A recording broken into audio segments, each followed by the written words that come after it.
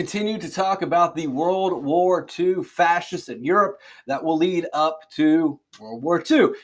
As I've mentioned in the other video, this is not an in-depth look at World War II. This is not a comprehensive analysis of World War II. There are tens of thousands of books to look at. There are plenty of good YouTube resources. Just put on the History channel for those details. I'm just trying to provide an outline, a structure, a blueprint. I don't want to get too deep into World War II because we will never complete this course. Defend, criticize isolationism during Hitler's militaristic expansion. Compare and contrast the New Deal and Lebensraum. And that's where we are.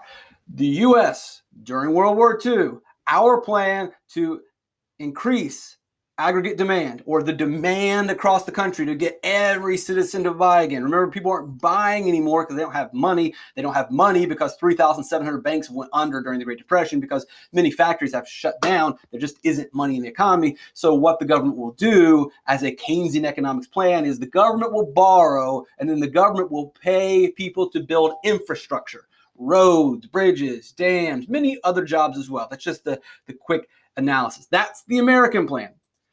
Germany will do that too. Germany will build the Autobahn, but Germany will go another route of stimulating their economy under Hitler. So their government will borrow money as well. But what do they pay for?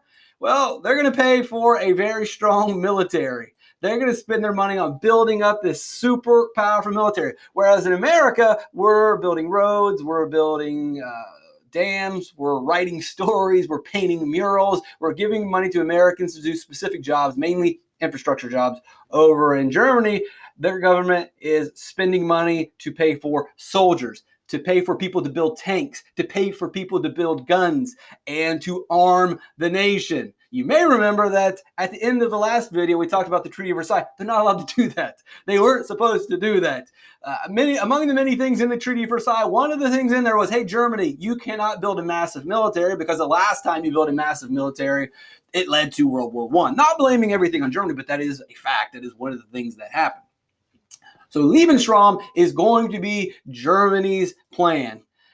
Germany, before World War II, kind of before the Great Depression, they could import their goods, they could feed their country. But remember, during World War II, with the Hawley-Smoot or the Smoot-Hawley Act, we have these protective tariffs everywhere. So not only, we showed you in the last video, people selling shoes to other country. You sell shoes or they sell shoes to you, and there's trade between countries. When the protective tariffs come up, because they were designed mainly to keep money within the nations, to protect those nations. But the unintended consequence is that there was no longer was global trade. And so if Germany was importing corn from France, Spain, England, when the protective trade barriers come up with these major taxes, you could no longer import goods. So you didn't have the resources that you really needed to just survive as a nation. There's no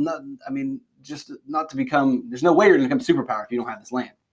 So here's Lebensraum. So we talked about the New Deal in the U.S. And we talked about, yes, Hitler also invested in infrastructure as well. But what his government's really going to pay is military. And when you have a military and you're paying them, you more than likely are going to use that military. And I shouldn't say that with a smile because this is going to be death. But we look back and just say, of course, it's obvious. Of course these things are going to happen.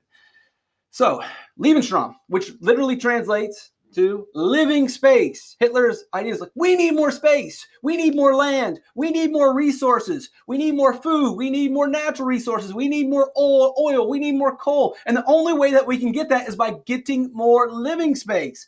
And how we are going to get that living space is use this military that the government is spending on. We're going to use this military that we're growing to get more living space so we can have more natural resources, so we can have more food, and our country will prosper. This is a basic idea of fascism, right? It's about the nation. We got to take more land for the nation. We're building up more people in the military. We're forcing more people into the military for the better, greater good of the nation. And how will they do that? Well, they'll invade the Rhineland.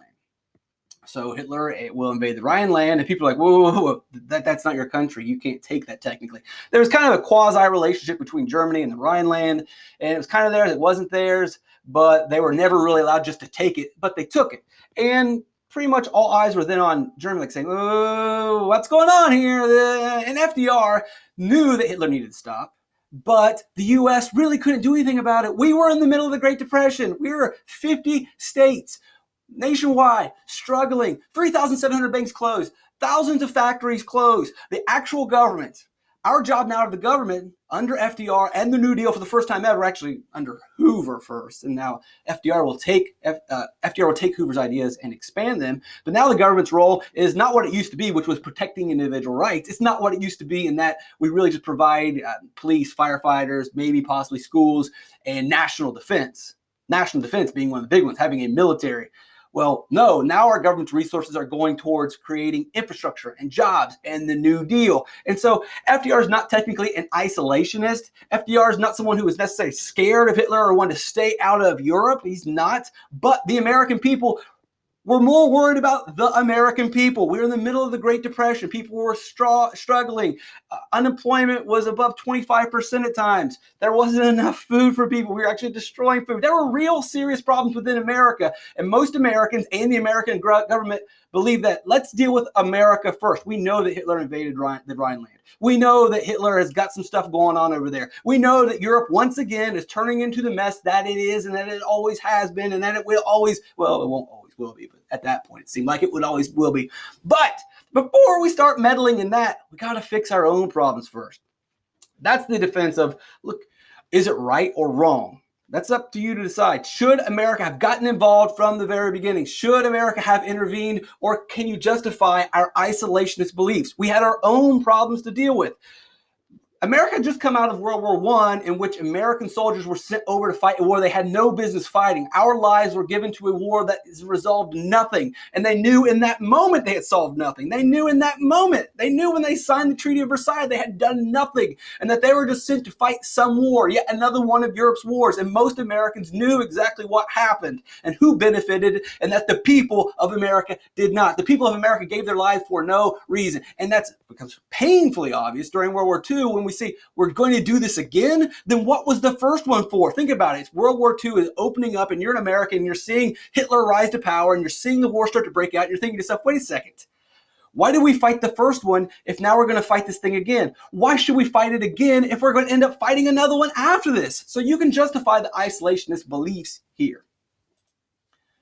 So he's not going to stop at the Rhineland. He's also going to invade the Sudetenland. And at this point, England and France are going to step in and say, dude, you can't do this. You got to chill out. And they will meet with Hitler. And this is where we'll reach the Munich Agreement. And France and England will say, fine, you can take the Sudetenland, which is like, hey, anyone want to ask the people of the Sudetenland if this is okay? No. We'll just let France and England decide what will happen to an independent sovereign nation. They get to decide, like, no, we don't want Hitler to take over us. This is probably not going to work out for us. Can we get a vote? Nah. So England and France come away from the meetings with Hitler saying, look, Hitler promised he's not going to do it anymore. So we're good, man. We're fine.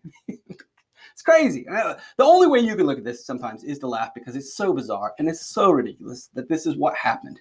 And unfortunately, we're probably living through similar moments today where people are going to look back at what we're doing in this current moment and say, what were you fools thinking? Anyway, Neville Chamberlain, the Prime Minister of England, will come back and say, peace for our time. We did it. We've stopped Hitler. Everything is going to be okay. Do you really think that after he took the Rhineland and after he took the Sudetenland that he was just going to stop? It's like, that's it. That's all I ever really wanted, guys. I just wanted Rhineland and I just wanted Sudetenland. That's it. I promised to stop there. But that's what the people were told. Imagine that, your government telling you that. Well, of course he doesn't stop there. Hitler will invade Czechoslovakia. And then when he invades Poland, France will say, look, this is it. You said you're going to stop. This is going to be war. And this will set the stage for the upcoming PowerPoints and for World War II. But it slowly opens up with him taking the Rhineland, Sudetenland. No one's standing up to him. Everyone is pretty much isolationist, right? Everyone. France has their own problems. England has their own problems. It's the Great Depression. They're worrying about trying to find jobs and work and feeding their own people. They really don't have time to get into a war.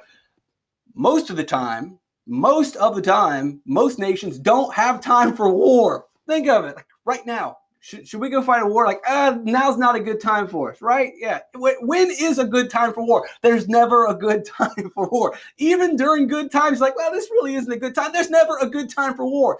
And so that means definitely during the Great Depression, that was really not a good time for the government to go to war. That was really not a good time for the people to want a war. That was really not a good time for the people to sign up to be soldiers to go fight a war. Not a good time. And so we can understand why the rest of the world did not stand up to Hitler. It wasn't that they were being cowards, although some will argue that they should have been more proactive and they could have stood up to him at Sudetenland or Rhineland or put their foot down and forced him to give the land back. Maybe, possibly. I mean, that's playing Monday morning quarterback. We can't go back and change that. And that's fine to have that belief, but it's very easy to understand why France, England, and America did not get involved and did not protect the Sudetenland.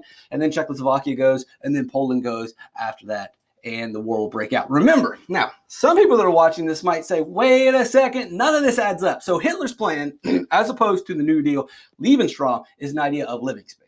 And so he'll conquer Rhineland, he'll conquer Sudetenland, he'll take over Czechoslovakia, he'll take over Poland. And yes, that is going to increase the resources for Nazi Germany. That is going to increase the farm acreage. Millions and millions of acres now for Hitler and the German people. But there's a problem. Guess what? These millions of acres that Hitler will take from Poland, these millions of acres that Hitler will take from Czechoslovakia, Sudetenland, and Rhineland, there are already people there. So with the millions of acres comes millions of people. It's a net.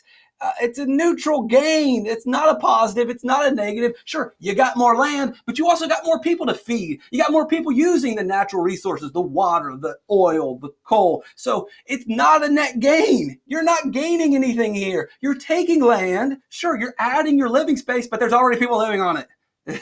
These resources already belong to the Polish people, the Czechs, the people in Sudetenland and Rhineland. It doesn't make sense. But it does make sense when you realize what they were doing. They're taking the land. They're taking the resources. And what about those people in Poland? What about those people in Czechoslovakia? Well, here's the solve. You just kill them. You starve them to death. So then, yes, this is a net gain. It is an expansion of living space. Lebensraum works when you commit genocide of killing 11 million Roma, Gypsies, Jews, homosexuals, disabled people, and then just the other Polish people and the other Czechoslovakian or Czechs. By murdering them, by starving to death, by forcing them to work to death, by putting them in work camps and labor camps and then concentration camps, you then can take the resources and provide those to Nazi Germany. That's how you make the economics work. You can't make the economics work by being fair. You can't make the economics work by being honest and protecting individual rights. This is fascism. The individual rights of these people in Poland, the individual rights of the people in Czechoslovakia, Sudetenland, Rhineland, and even the Jews and Gypsies and Romas and homosexuals and people with disabilities in Nazi Germany, their individual rights, the most basic individual right, which is the right to live, was taken away for the greater good. Here's what happens. You got citizens, and we say, hey, you group of citizens, your individual right, the most basic right, the first right, which is your right to live, because without the right to live, then there are no other rights. Well, what about right to vote? You can't vote if you're dead. What about my right to own a weapon? You can't own a weapon if you're dead. You have to have the first right, the right to live. And if they take that right away by killing you, they are taking away your individual rights because of the needs of the group, because of the greater good of the nation and of the state. That is extreme, racist, autocratic fascism. That is the most extreme. And thank goodness that when we have fascism, it's a very light version in America. And often we just talk about it and it never really happens because often we do not have our guns taken away, if that's what you're worried about. You don't have your speech suppressed that much, it's a little bit. You don't have your privacy completely taken away, it's a little bit. But the fascism that we endure has become a necessary part of our modern global world. We can deal with that. But what you can't deal with is the suppression, the removal of the individual rights in terms of killing 11 million, maybe even more people for the better of the country. Should we do that today? Of course not. No nation today would justify, well, if we just kill some of you, then everything's going to be fine. If we just sacrifice a couple 100,000 of you, then the environment will be better, right? If we kill 100,000 people, if 1 million Americans are gone, that means 1 million Americans aren't driving their cars. It's better for the environment, it's better for everybody else.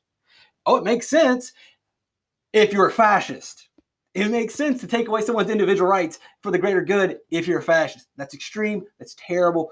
We don't believe in that in a democracy, because remember, democracy, voting, yes, equality, yes, but the third plank or the third fold of democracy is individual rights. Without individual rights, you do not have a democracy. And so that's why that is so important. So sometimes the country wants to do stuff to make things better for everybody. They can't. Japan is doing the same thing too. So Japan, you're not getting off the hook either. Japan will invade many parts of Asia and just go through murder, rape, steal, conquer. Same plan, same exact plan. So maybe we shouldn't have been isolationists when you think about it. When you think about the millions of people that die, and we justify, well, of course we were isolationists. We had our own problems. Yeah, but our inaction led to millions and millions of people being murdered, their individual rights taken away for the rights of the nation.